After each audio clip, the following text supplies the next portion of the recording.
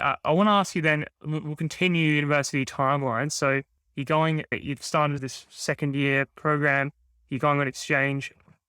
Your third and fourth year, how did those shape up? Were you continuing to explore like other extracurricular things, and what did that kind of look like? Yeah, so when I was in Europe, that was really, so I was mid second year. That was where I was really asking myself, do I continue with engineering, particularly civil engineering, or do I consider doing something else and just using, first year subjects as electives or transfer subjects, no harm done. And ultimately I came down to the decision of, I had a lot of momentum. I had a lot of momentum in the course. I had a great group of friends. I had a great team in the internship that were there for when I came back to Sydney and wanted a job again. And to me, like, the potential of another path, even if I wasn't set on, say, civil engineering, that momentum I thought would be too good to give up for a unknown path. So I was pretty much, I didn't really think twice about it. I was like, I'll see where this can go. This is pretty good.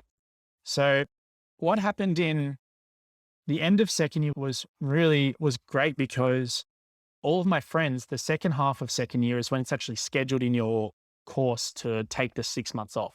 So all my friends had taken 6 months off with their internships. So I had to meet a whole bunch of students that were like off the set timeline, the set course timeline. People just follow it to a T. I'd kind of front loaded internships. And then after that happened, then I was always optimizing the timeline for how many days I could work and things like that. But it was great because I always had the core group of friends, but I was also meeting mature age students, people from here and there, people who transferred from other degrees. And that was really good, breaking out of that initial kind of start in year one and just follow the same group of people each semester, because I also got to learn through them what they did. Someone took 2 years off to do ski seasons and go do ski seasons in Australia and then overseas and everything else like that. So I got to hear about kind of those types of stories and journeys, as well as refine how did you end up landing back in engineering, or someone who was studying a teaching degree and then transferred to this, someone who studied engineering, went to do nursing, was nursing for 10, 15 years, and then came back to engineering. Those are the types of people that I met. And I think that those types of stories right at that time, as I'm coming back from Europe, contemplating whether I want to continue this path, that really grounded my constant thinking around what am I doing? What am I liking? What can I do? What can I try to figure out new things? Third year, I'd probably say was more really sinking into the university ecosystem. I still had that job at the internship. That was still a casual job. I had my core university work and I was involved in uni games. That was a lot of fun. And I don't think too much else happened. I think I was just recalibrating. Really, third year is probably the toughest year in the course. So I think I wasn't really doing too much beyond that, but I had planned to do in fourth year, do exchange for 6 months.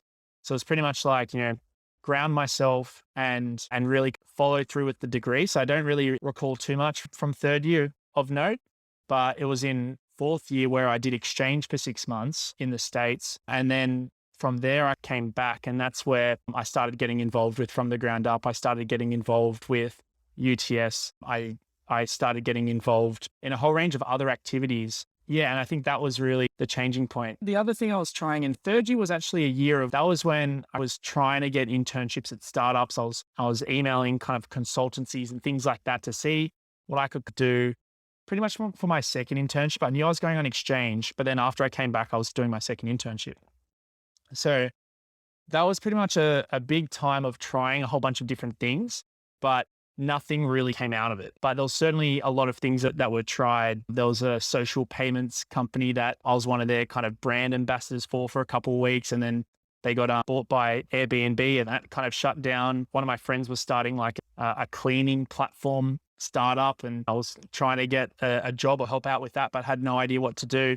That didn't really go anywhere. So even whilst I was at uni and I did have a casual job in the industry, I was still trying a whole bunch of other things, or at least I was looking for the right opportunity to then, say, yes, let's try it. But then obviously all that kind of came to a pause when I was going on exchange, and you pause life for 6 months and you go overseas and travel during that time. And I think on exchange was really cool because I did no engineering subjects. So I obviously have a lot of interest beyond just civil engineering. This was my kind of opportunity to explore it. So did psychology, film studies, public speaking, and then a marketing subject. And those are all introductory subjects. But I think just learning entirely different things that are not a part of any engineering coursework, that combined with obviously living in a different place and also not having the internship and same lifestyle, all of that was a really good kind of like breather from back home engineering. But I think that was really good because when I came back home, that actually energized me for like getting back to work, like getting back to business, reaching out to Joey saying, "Hey Joey, I think I can help. Or, how can I help?" The famous, I said to Joe, "I'll just be a fly on the wall. Don't know what I can do, but I want to be involved and see what happens." Same thing with UTS. So it's almost that because I had momentum, then when I pulled back, I became more hungry to dive into things. And I think that's always very healthy to pull back from what you're doing, sit back, let the hunger build up again so you can go full steam ahead. No, I absolutely agree with that. And I really want to dive into this experience that you've had on exchange more because I know even from my own personal experience when I went on exchange, I'm actually wearing a jumper at the moment. I went to Sheffield in the UK and it was a similar sort of thing where like I went away and then it was a good like opportunity to reset and really consider like where I was going at uni and what I was doing like with my life essentially. And when I came back, similar to what you've said, I was like really energized. My grades went way better. I was, joining more clubs and participating in things.